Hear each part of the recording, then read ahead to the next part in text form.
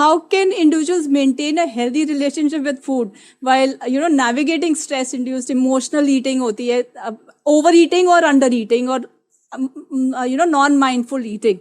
So how does one do that? I love this question. I mean, this is really very good. And I basically see clients juggling with this on day-to-day basis. So when I tell them mindfully खाना है, the first thing is, ma'am, mindful खाना ही कैसे है? Mindful खाना ही क्या होता है? वो mind होता ही नहीं है ना, mind is somewhere stuck somewhere else. Yes, so वही चीज पे मैं आ रही हूँ. Mindful eating is जब आप खा रहे हो वो 10 मिनट पूरा निकाल के खाइए. Like just focus on what you are eating. So at times, since this is for a corporate, I think for males, आपकी wife ने टिफिन में क्या दिया? I think if I ask you after your lunch also, you may not able to recollect because आपने खाने के लिए ही खाया है. So just take time, whether it is, for ladies and gents both, take time, take out that 10 minutes, कुछ फर्क नहीं पड़ेगा, but be involved into what you are eating. That's very important. Texture क्या है, that's a taste beautiful क्या tip. है. So, because we have somewhere lost it. Even I have teenage daughters, उनका घर पे भी खा रहे होते हैं तो मोबाइल फोन पे कोई ना कोई सीरीज चल रहे होते हैं until we all come and bombard them कि इसको 10 मिनट बाद देखना है. Otherwise, even they don't remember. Yes. So same thing at night when dinner, sit as a family, have a good light conversation because otherwise आप कुछ देख के खा रहे हो तो with kids I'm seeing a lot of overeating and even with adults because you're not aware भूख कब लग रही है कब खत्म हो रही है that realization is not there. So उसे mindful eating कहेंगे. So that is very very important and unless you take that first step कि आपको नहीं ये सब gadgets को दूर रख के खाना है, it's not going to work. So that is one thing.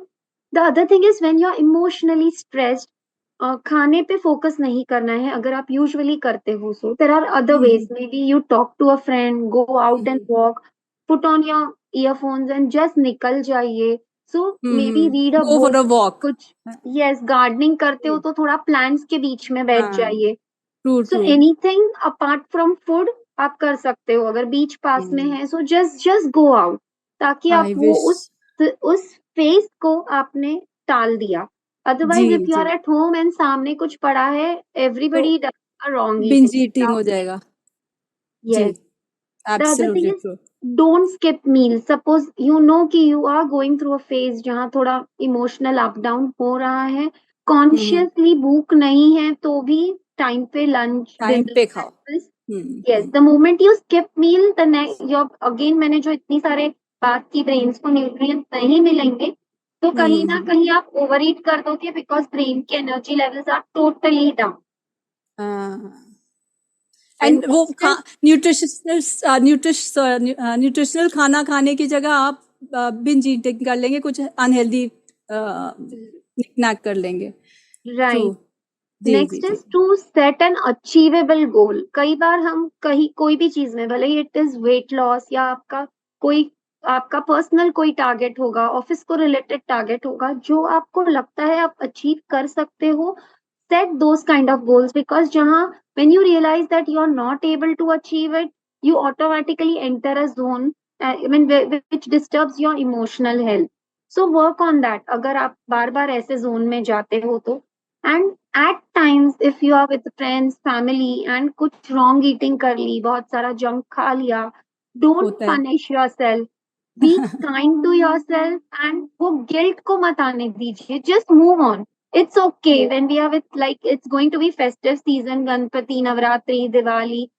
ये तो आपने बहुत अच्छी बात बोली. I'm sure all your audience are going to love you for that. So because जब वो guilt आता है, I've seen my clients going wrong. चलो खा लिया ना एक बार. Yes, so अब कोई फायदा नहीं करने का and then that's how you get trapped. फिर realize होगा you will again. So it's okay. Just tell yourself it's okay and move on. कुछ नहीं बिगड़ा है. So this is very important. Support to empower. World Mental Health Day Mega Workshop.